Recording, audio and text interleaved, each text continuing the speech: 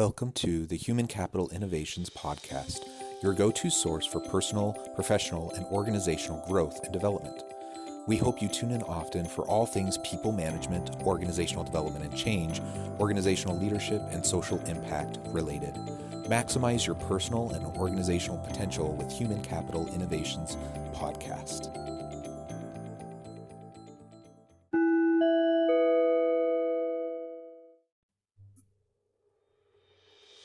Welcome to the Human Capital Innovations Podcast. In this HCI podcast episode, I talk with Lee Eisenstadt about effective leadership characteristics, particularly the importance of self-awareness and humility.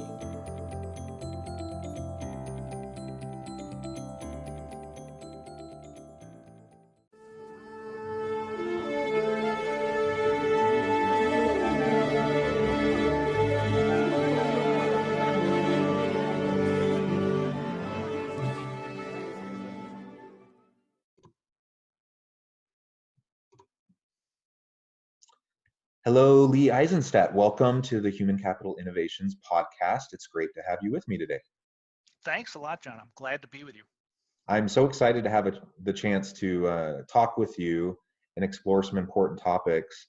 Before we dive on in for our discussion, though, I wanted to share with the listeners a brief introduction.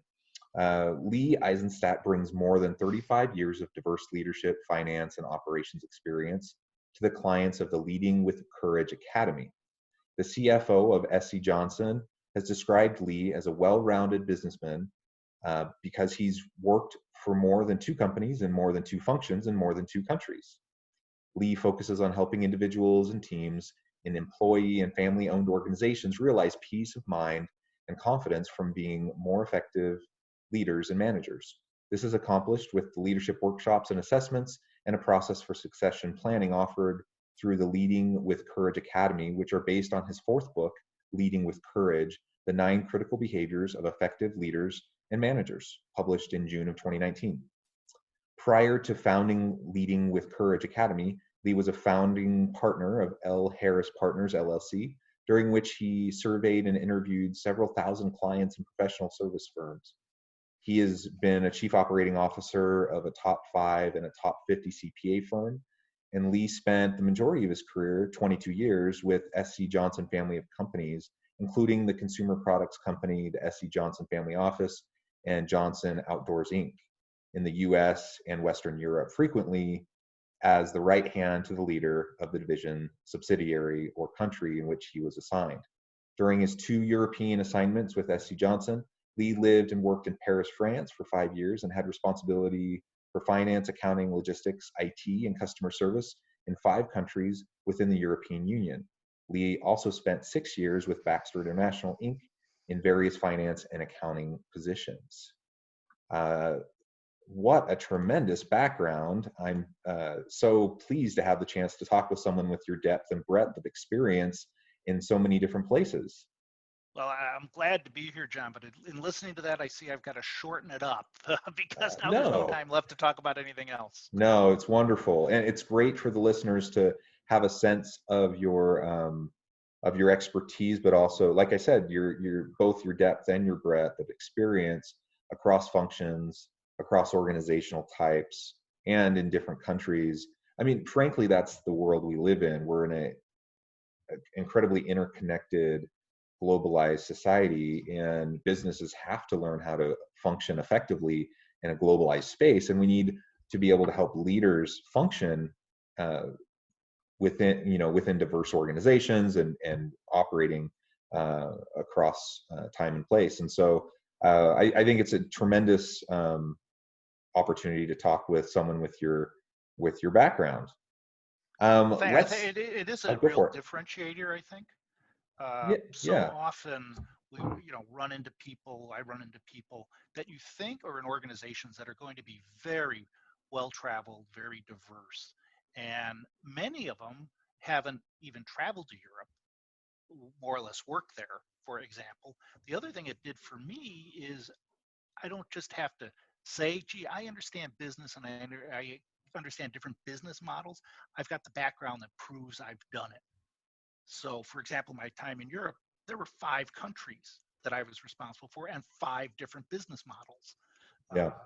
So, you know, it's more than just saying it. It's I've actually got Yeah, show I've done it. and the truth of the matter is it's incredibly complex, right, to work in that kind of an Yeah. environment, uh, and everything that entails. And so I think that brings a richness to the discussion that we're going to have today.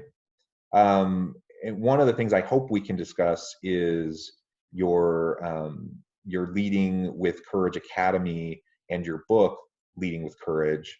I'd love to have that kind of woven through some of the various topics we discussed today. But as we get started, can you just share briefly what you consider to be the driving force behind your practice? What really makes you tick and why are you doing it? Sure. Sure. With the background I've had, it became really clear to me, or it's become clear to me as I've gotten more experience, that one of the challenges, one of the reasons organizations and the people in these organizations uh, have so many issues, it's just a deficit of self-awareness.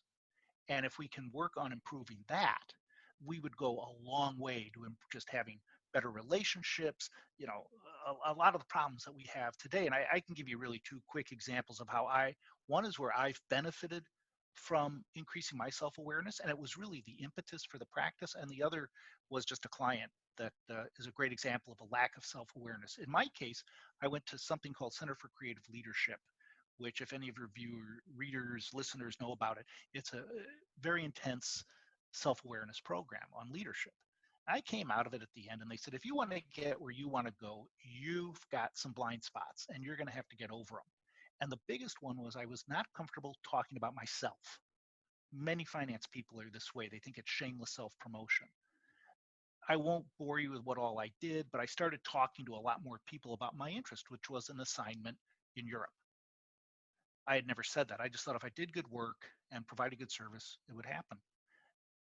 Well, within 9 months of that program and going out and talking to the CFO of Europe, the VP of Finance, different country managers, I did get that assignment in Paris, and it lasted 5 years.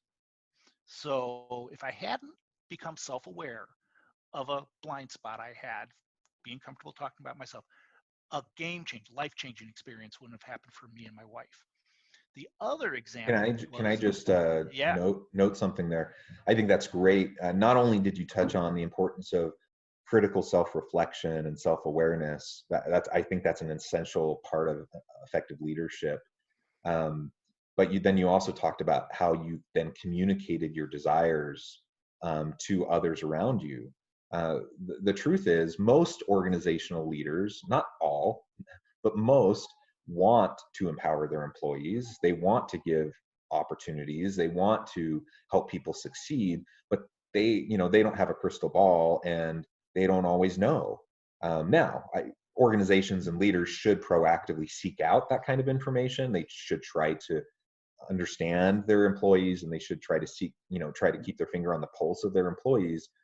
So I don't want to remove any responsibility from them to do those things. But on our side as employees, we also need to speak up for ourselves, right? We need to share our successes. We need to share our wants and our dreams, because oftentimes our managers or leaders up the line, they just don't know. They don't know what you want, and they don't know that that's something that you would value. And so the fact that you both were reflective on that and then you were proactive about it, then like you said, it led to a life-changing experience. and those are 2 of the critical factors in change. Once you've got that insight, you have to do something with it, and sharing it with others, what you're trying to do, what you want to accomplish, is one of those big steps. And it takes people outside their comfort zone. They don't like doing that. The other example that I had for you of a lack of self-awareness was a client, a professional services firm, that had retained us to do a client loyalty assessment. And we went out and assessed how loyal their clients were to the firm. And it was a little surprising. 49% of the clients said they were loyal to the firm, which is low. We'll typically see upper 60s. And when we see whatever the client says, the partners in firms tend to be underraters. And I expected 5 to 10 point lower score by the partners on how loyal do they think their clients are to the firm. when I tell you only 1% of the partners thought their clients were loyal to the firm, I'm not kidding. 1%. I, Wow. they thought everyone was out the door. Mm-hmm. And they said, what does that mean? I said, you're leaving a lot of money on the table. You're not, because you're so afraid of, you know, their impression of you. You're not taking price increases. You're not charging for out of scope work. You're not asking for referrals. You're not doing anything to grow your business. 1% versus 49%. Now you would think, I mean, that was a great example of lack of self-awareness. And then when you know the end of the story, they didn't do anything as a result of that. We identified millions of dollars of opportunity that they didn't disagree with, but because they didn't want to go out and talk to their clients, because they were just content, complacent with what was going on, they haven't done anything. Yeah, and perhaps do you feel like they didn't trust the data you were sharing with them, or what do you think the No, reason was? no, they trusted it. And we hear that frequently. They'll challenge the data first. It's like a Van Gogh painting. They're looking for that one brush stroke that's out of place and say, ah, see, it's a fraud. No, I think they were successful at doing what they were doing, and they said, you know, to do what you're suggesting, to change that 1%, 49% gap, to close it, we have to go out and talk to our customers more, to our clients. We have to get much more personal with them. And that's not what they like doing. Yeah. And they were making enough money that they said, it's not worth it. So You know, it truly just was just complacency. it was complacency, but it was just this lack of self-awareness Yeah. or lack of awareness that there was this huge opportunity for them, and they didn't want to take it. Okay. Well, so clearly self-awareness is important. Um, what do you feel are like some of the most important characteristics of a successful leader? Yeah, in my book, and it's part of the Leading with Courage Academy practice, I identified 9 critical behaviors of effective leaders. And we even offer a free self-assessment of those on our website. We've had several thousand people take it. And if anyone goes to our website, lwcacademy.com, they'll find that there, and they're happy to take it. They aren't going to get bombed with a bunch of emails. It's totally free, but you'll find out which of the 9 behaviors you may have to be on the alert for. But some of them, uh, and those 9 behaviors look like uh, they respect the culture. They don't come in and say we got to change the culture right away. They don't stick with underperformers too long, which is something most entrepreneurs and leaders are guilty of. They stick with people, clients, customers too long when they've proven that they aren't worth it, or they they come in with the answer rather than asking what do you think. They come in with the answer. So there are these 9 behaviors, and those are the things we can see about their behavior. But the other characteristics are they humble? Uh, you know, and the best ones I've found don't know how good they are. And that's what is so great about them. And they have a humility about them and don't think they know it all. And they probably have some of those blind spots that we've identified, because if anyone tells me they don't have any, I don't believe them. We've all got them, and they just haven't asked enough people, what could I be doing better? They're vulnerable. So when they find out they've got a blind spot, it was like me. You go out, you proactively try to address it. Um, they admit they don't have all the answers. The other thing is they tend to be generalists. They do not tend to be specialists in one area. And so that they are, are very broad-minded, broad experienced people. Another characteristic is they're terrific at building relationships. They're all-star relationship builders. Uh, they believe in the culture, which is something I said earlier, as well as innovation, and they're champions of that. They will protect the culture and purge out people, if you will, or practices that aren't consistent with it. And last, and this is the toughest one, they're courageous decision makers. And that one's really hard to draw a line in the sand, let's say, and stick with it. Not that you can't change your mind when there's more information or better information, but to flip flop isn't good. But the challenge for this one, why people always score lowest on it, is we all want to be liked. And so we don't want to say no to anyone. So it's easier to say yes to everybody.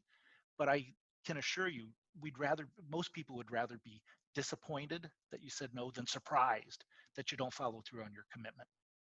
So those are, I think, some of the characteristics I've seen we find of the best leaders.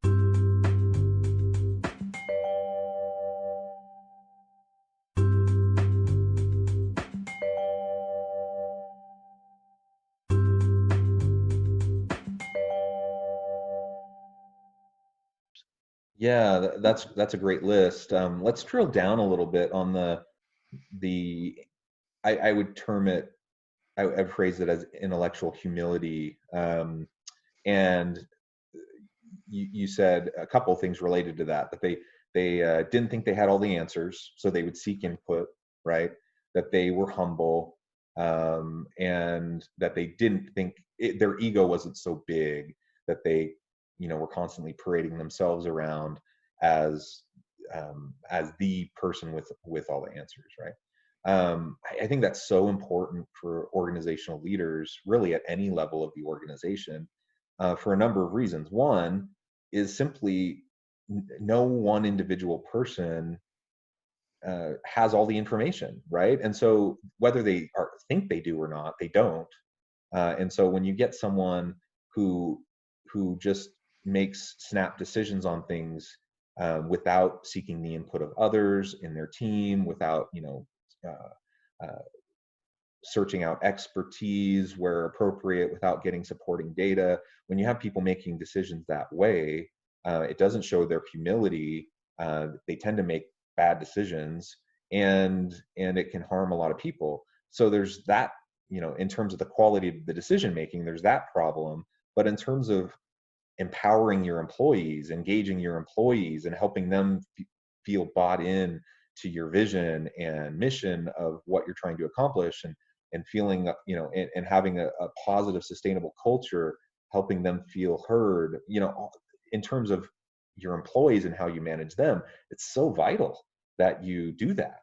And Oh, yet my experience has been with most organizational leaders. They tend to rise because of their expertise, not because of their generalist, or systems thinking abilities.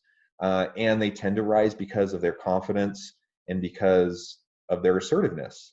And not that confidence and assertiveness are bad, but if they're not tempered with some humility, then it can be detrimental. How has what's your experience been in relation to some of those oh, elements? it's absolutely that. I mean, what we find and where we spend a lot of our time is helping organizations identify the gaps between where they are and what they want to be. How do you create a healthier organization? It's not about how you become smarter as an organization, and that, I'm not here to help you get better at finance or marketing or managing the supply chain. There's plenty of other people that can do that and do it better than we do. But when you get to organizational health, and by that I mean, is there a high level of trust among everybody? Uh, do you hold each other accountable for your commitments and your results? Is there uh, Those would be two of the biggest elements that we can identify in doing assessment, talking to the individuals in the organization, doing assessments. Are you a high performing organization? Are you a micromanager? We have over 40 different assessments we use. Some of them are self assessments, good number of them, which I don't put as much stock in as I do 360s, where I go out and ask others, how am I doing? How am I showing up? Uh, and when you marry those two together, the other people's perceptions, which is the only thing that really matters, and your own perceptions, that's when the magic happens. If you get with someone who is open to change, is willing to uh, listen to feedback, it makes all the difference in the world. And then you create a healthier organization with higher levels of employee engagement. And if you don't have that, I don't know if you have a sustainable business. So that's where we focus our time. That's what we do.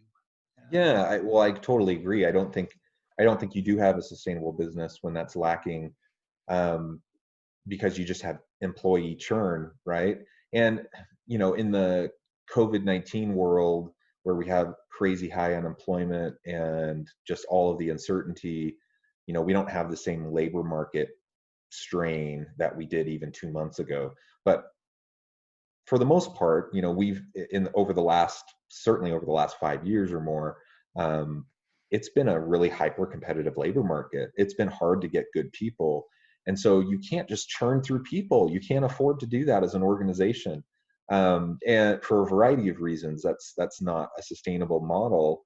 And yet, so many organizational leaders lead in such a way that they're creating the context for just that to happen, because they're not helping their people feel empowered. They're not helping them feel a part of what's happening. They don't, they don't feel like they belong. They don't feel like they're heard. They don't feel like they have the opportunity to fulfill their potential, and that's detrimental to the long-term health of any Well, organization. and we saw it. It's not so much right now, but when there was very low unemployment, well, let's look at, like 2008, where no one was leaving a job. They were scared, of losing their job. And we would go in and say, we would talk employee engagement with leaders, and they said, well, we don't have a problem with turnover. Well, of course you don't. No one's leaving because they're afraid to leave. But are they happy?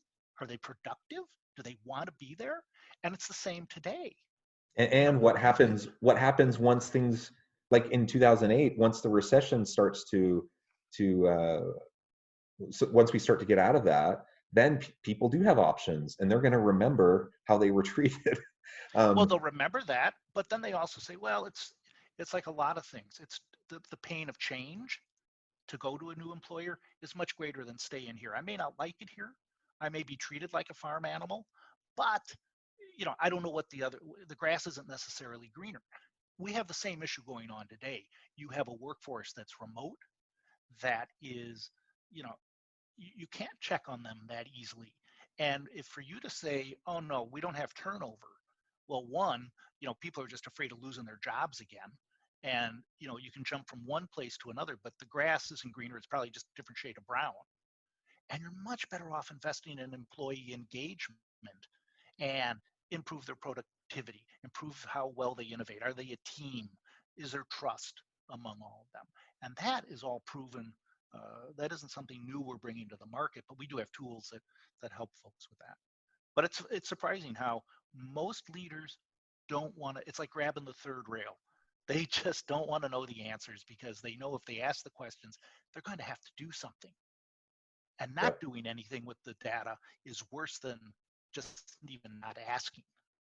But Yeah. Yeah. I wish I could tell you we were busy as could be helping people understand what their employees are thinking about, but we aren't.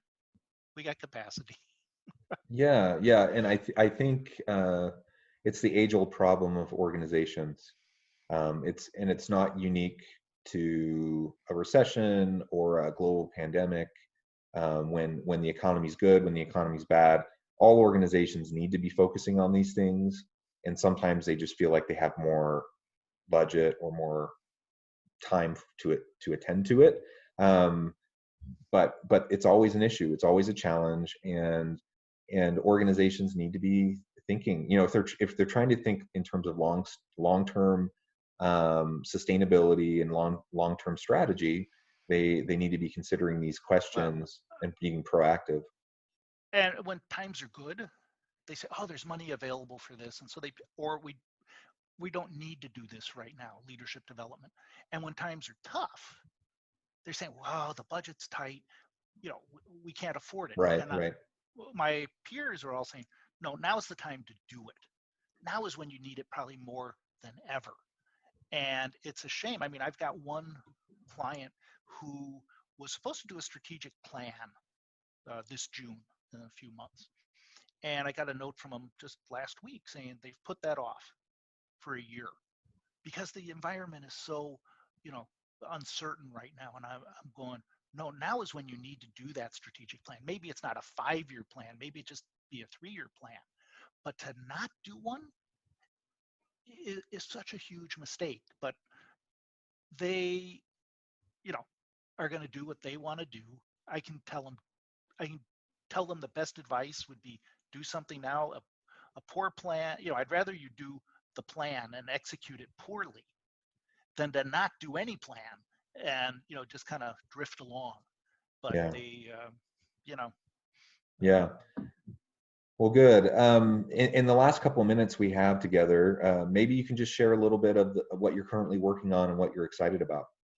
yeah, we got a number of things going on. Probably the biggest, we were ready to launch a new program uh, that was really, it's ideal now to help get employees re-engaged with the organization's purpose, their culture, their whole reason for being in it. We were going to launch it as a series of four-hour workshops, but no one's doing those anymore. So we're scrambling to do it in a virtual way. And it's all about character-based capitalism, culture of leadership, culture of ownership. And it all comes down to the overarching theme is how do you make more money by doing what's right for your key stakeholders? And so we've got a great program for that. It's based on a book by a Chicago author that hasn't been even published yet. It's like a Patrick Lencioni fable about two companies and how they take different paths and the different results they get. And it's really a nice program, and we're just getting ready to launch that virtually for organizations. Um, the other thing that has me really excited, we continue to focus mostly on employee-owned and family-owned businesses. They really understand the need for culture, communication, leadership development, and succession planning, which are really the pillars of our business. So we focus a lot on them. And that new program I mentioned is ideal for newer ESOPs or family-run businesses. So we've got just a lot of great ideas. Now we just have to wait for things to unthaw or unfreeze a bit, and Yeah. we're going to be in good shape. Well, that's wonderful. And where can my listeners go to find out more about your programs? Well, certainly our website, lwcacademy.com, or just give me a call, or send me an email, lee@lwcacademy.com, or reach out to me. You'll find all our contact information on the website. So feel free, again, do that. And we'd be happy to, even if you just need a sounding board. I mean, that's usually where the best conversations start, where the best client relationships begin. So I'm not here pushing. I would take that leadership assessment if you want. That's a freebie. You can start to get to know us that way. So Awesome. Well, thank you so much, Lee. It's been a real pleasure talking with you. We just don't have enough time to go any deeper right now on any of these topics, but I hope that perhaps we can have a chance to have further discussions in the future. And I'd love to have you back on at some I'd future date. enjoy that, John. This was fun. It always goes by so quick. It But thanks. does. All right. Well, thank you so much, and I hope you stay safe and healthy and have a great week. You too. You take care.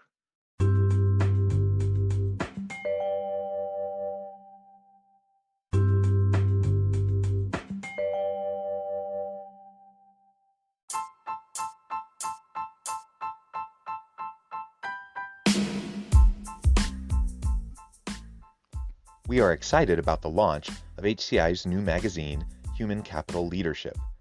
Human Capital Leadership is a free, interactive e-magazine designed to help individuals, leaders, and organizations find innovative approaches to maximize their human capital potential. We will be publishing issues quarterly in August, November, February, and May. Check out the first issue and let us know what you think.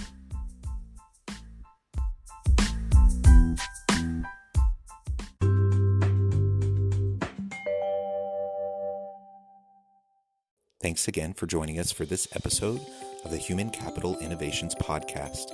I hope you stay healthy and safe and that you have a great week.